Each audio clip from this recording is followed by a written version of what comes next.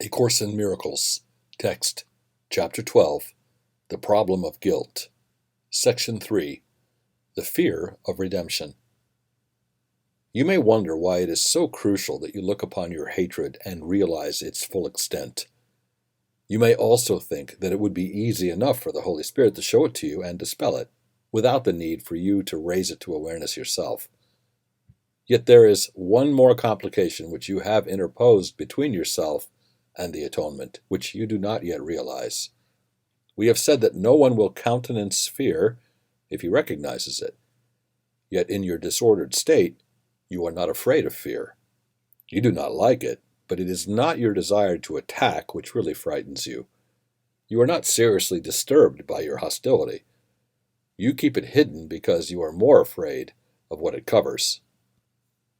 You could look even upon the ego's darkest cornerstone without fear if you did not believe that. Without the ego, you would find within yourself something you fear even more. You are not afraid of crucifixion. Your real terror is of redemption. Under the ego's dark foundation is the memory of God, and it is of this that you are really afraid.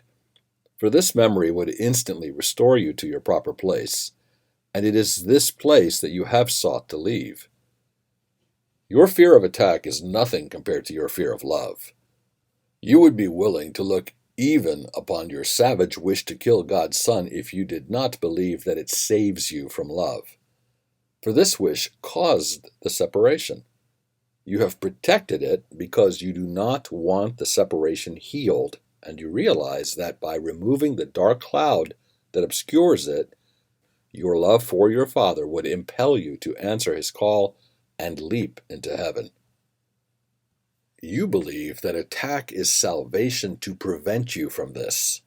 For still deeper than the ego's foundation and much stronger than it will ever be, is your intense and burning love of God and his for you. This is what you really want to hide. In honesty, is it not harder for you to say, I love, than I hate? You associate love with weakness and hatred with strength, and your own real power seems to you as your real weakness. For you could not control your joyous response to the call of love if you heard it, and the whole world you think you control would vanish. The Holy Spirit, then, seems to be attacking your fortress, for you would shut out God, and he does not will to be excluded. You have built your whole insane belief system because you think you would be helpless in God's presence, and you would save yourself from his love because you think it would crush you into nothingness. You are afraid it would sweep you away from yourself and make you little, for you believe that magnitude lies in defiance and that attack is grandeur. You think you have made a world which God would destroy, and by loving him, which you do, you would throw this world away, which you would. Therefore you have used the world to cover your love, and the deeper you go into the blackness of the ego's foundation, the closer you come to the love that is hidden there, and it is this that frightens you. You can accept insanity because you made it, but you cannot accept love because you did not. You would rather be slaves of the crucifixion than sons of God in redemption. For your individual death is more valued than your living oneness, and what is given you is not so dear as what you made. You are more afraid of God than of the ego, and love cannot enter where it is not welcome. But hatred can, for it enters of its will and cares not for yours. The reason you must look upon your delusions and not keep them hidden is that they do not rest on their own foundation. In concealment, they appear to do so, and thus they seem to be self-sustained. This is the fundamental illusion on which they rest. For beneath them and concealed as long as they are hidden is the loving mind that thought it made them in anger. And the pain in this mind is so apparent when it is uncovered that its need of healing cannot be denied. Not all the tricks and games you offer it can heal it, for here is the real crucifixion of God's Son. And yet he is not crucified. Here is both his pain and his healing, for the Holy Spirit's vision is merciful, and his remedy is quick. Do not hide suffering from his sight, but bring it gladly to him. Lay before his eternal sanity all your hurt, and let him heal you. Do not leave any spot of pain hidden from his light, and search your minds carefully for any thoughts which you may fear to uncover. For he will heal every little thought which you have kept to hurt you, and cleanse it of its littleness, restoring it to the magnitude of God. Beneath all your grandiosity, which you hold so dear, is your real call for help. For you call for love to your Father as your Father calls you to himself. In that place which you have hidden, you will only to unite with the Father in loving remembrance of him. You will find this place of truth as you see it in your brothers. For though they may deceive themselves, like you, they long for the grandeur that is in them. And perceiving it, you will welcome it, and it will be yours.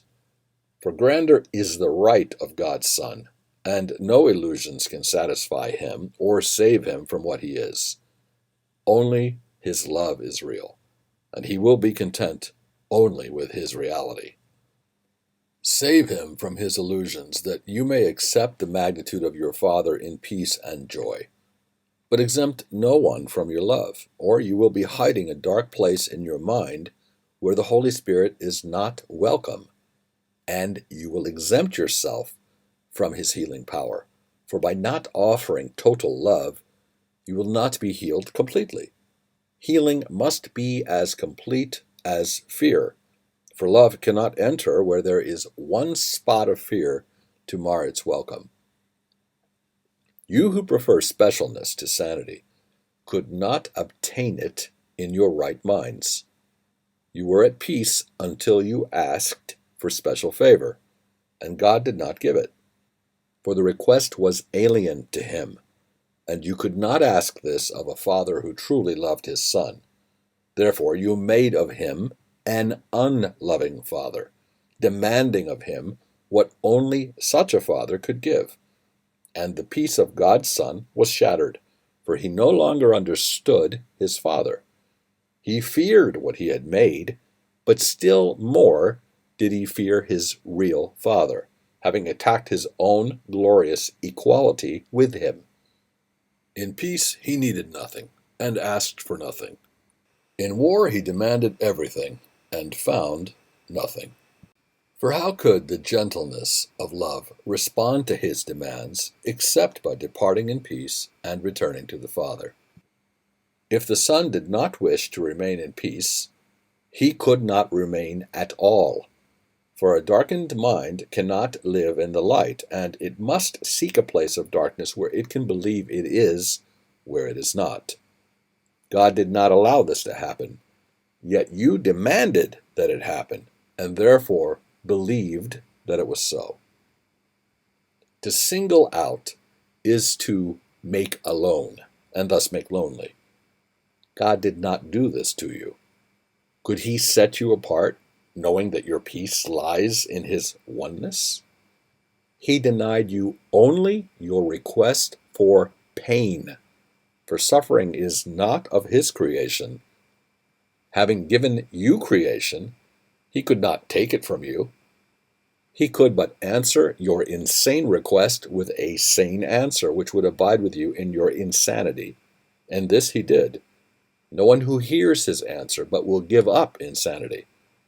For his answer is the reference point beyond illusions, from which you can look back on them and see them as insane.